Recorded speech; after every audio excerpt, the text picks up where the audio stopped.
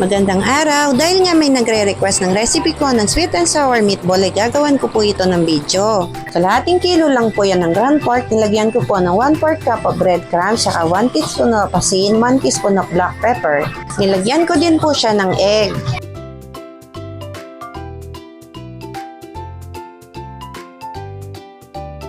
Para hindi naman po siya puro baboy, nagayat po ako ng carrots.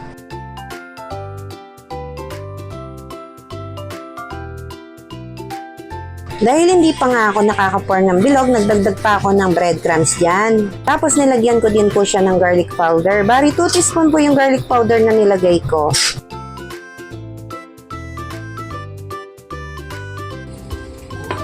I-fry nyo po siya hanggang mag-golden brown. Dapat po mainit yung mantika bago nyo po ilagay yung meatballs.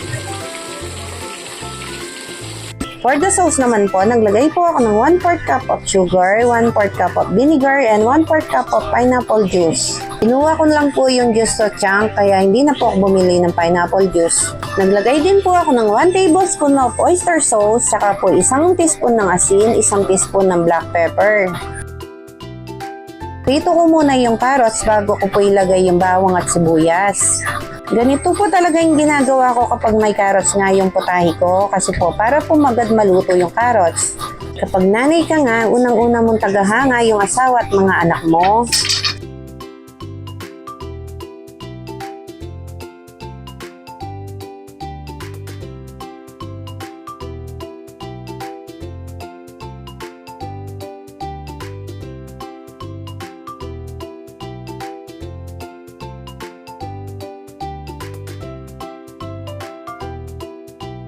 Pagkatapos ay nilagay ko na po yung sauce na pinaghalo ko kanina.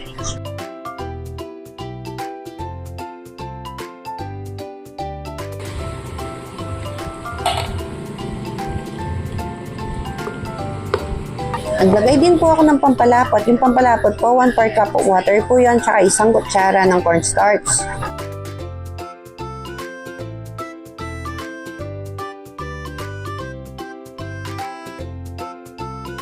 Naglagay din po ako ng pork cubes.